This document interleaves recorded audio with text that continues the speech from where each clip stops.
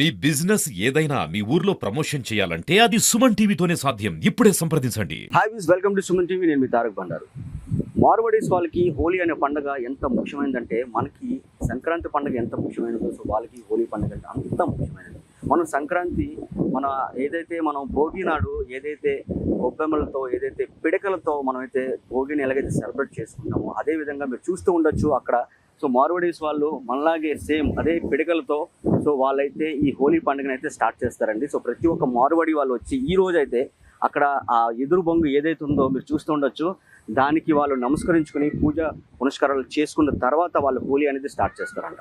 So ఒక్కసారి ఆ విశేషాలు అనేది వాళ్ళ దగ్గరికి వెళ్ళి మనం తెలుసుకుందాం.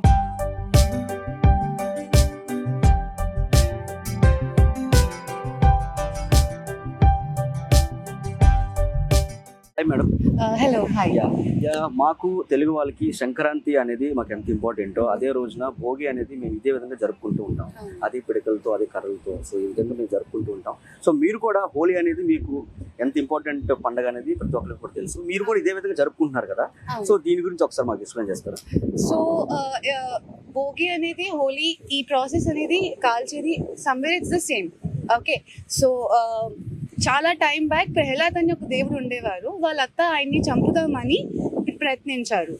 సో లేదు, బికాస్ ఆవిడ ఈవిల్ బ్యాడ్, సో ఆవిడని ఎట్లయినా చంపుదాము అన్న థాట్లో ఆయన ఉన్నారు. ఆవిడేం చేశారు, ఆ ప్రహ్లాద్ అని చిన్న బిడ్డని పట్టుకొని వాళ్ళు దీనిపైన ఆ ప్రహ్లాద్ని పట్టుకొని కూర్చుంటారు. ఎలా, ఎందుకంటే ప్రహ్లాద్ని చంపడానికి. దాని తర్వాత అలానే మంట కూడా పెట్టేశారు. మంట పెట్టిన తర్వాత ఏమైందంటే after like 2 hours or 3 hours Prahlad అలానే ఉన్నారు, కానీ హోలిక లేకుండే. హోలిక చనిపోయారు. ఫర్ ప్రహ్లాద్ ఇది మొత్తం మంట కాదు, ఇది మొత్తం పువ్వుల్లా మారిపోయింది. ఎందుకంటే ప్రహ్లాద్ దేవుడు, ప్రహ్లాద్ మంచి కోసం ఈ పృథ్వీ మీద వచ్చి జనాలకు మంచి చేద్దామని వచ్చారు. కానీ హోలిక వాళ్ళ అత్త అనేది ఆయన్ని చంపుదాము, ఎలాగైనా ఈవిల్ అనేది పైన ఉండాలి, మంచితనం కింద ఉండాలి అన్నది ప్రయత్నించారు. కాబట్టి ఆ రోజు మంచి విజయం అయ్యి చెడు అనేది ఓడిపోయింది. సో ఈ రోజు ఇస్ దాట్ సింబల్ అండ్ అందుకే మేము ప్రహ్లాద్ మంచి విక్టరీని ఈ రోజు ఇలా ఈ విధంగా జరుపుకుంటాము. ప్రతి ఇయర్ కి చేస్తున్నాం, బాగా శ్రద్ధగా చేస్తాం. छोटी होली ఈ రోజుని छोटी होली అని పిలుస్తాము, ధూల్ హోలీ. ఈ టైం మేము మంట పెట్టుకుంటానే అంతా పూజలు అన్నీ చేస్తాము. రాత్రి అనేసరికి మనం అంతా మంట పెట్టి నెక్స్ట్ డే అనేది అంటే రేపు కలర్స్తో ఈ డేని సెలబ్రేట్ చేస్తాము, ఈ మంచి విక్టరీని సెలబ్రేట్ చేస్తాము. మేడం యాక్చువల్లీ ఈ విధంగా చేయడం వల్ల సో మార్వాడీస్ వాళ్ళ ఫ్యామిలీస్ కి చాలా నమ్మకం, అలాగే మంచి కూడా జరుగుతుంది. మేమేం నమ్ముతామంటే దీన్ని హోలికా ధూల్ అని అంటాము. దీన్ని మేము ఎవ్రీ ఇయర్ ఈ రోజు మనం పూజ చేస్తే మన ఇంటికి మంచి జరుగుద్ది. అలా అని ఈవిల్ అంటారు కదా, అంటే దిష్టి తగలడం అవన్నీ ఇంట్లో నుంచి దూరంగా ఉంటే, అలాంటిది ప్రహ్లాద్ ఎట్లా వాళ్ళ అత్త మీద విజయం తెచ్చారో అలానే మా ఇంట్లో కూడా ప్రతి ఒక్క లైఫ్లో అలాంటిది విజయం రావాలని ప్రతి ఇయర్ ఇలా కోరుకుంటూ ఆయన్ని ప్రార్థిస్తున్నాం.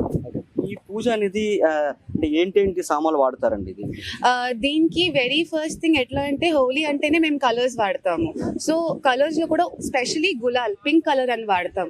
ఎందుకంటే gulal is symbol of again love, Vijay, అదంతా. పసుపు వాడతాము, రైస్, స్వీట్స్, పూరి అండ్ పాయసం, ఖీర్, బూర్లు అవన్నీ డిఫరెంట్ ఒక 16 వెరైటీస్ చేసేసి తెచ్చి అన్ని ఇక్కడ పెడతాం. అండ్ అది కాకుండా ఇవి మీరు చూస్తున్నారా దారాలు, ఆ దారాలు ఏంటంటే ఎవ్రీ ఫ్యామిలీ ఒక్కొక్కటి విష్ చేసేసి అలా కడతారు. మినిమం 5 కానీ 7 కానీ అలా కడతారు. అలా నేను ఇందాకలే 5 rounds తీసాను. ఇలాగా ఈ దారం కట్టి వాళ్ళు ఇందాకలో 5 rounds తీసాను. సో దానివల్ల ఏంటంటే ఏమైనా మీకు కోరికలు ఉంటే అవన్నీ మీరు ఆయన ముందు పెట్టి ఇవన్నీ కోరికలు జరగాలని ప్రార్థిస్తాను.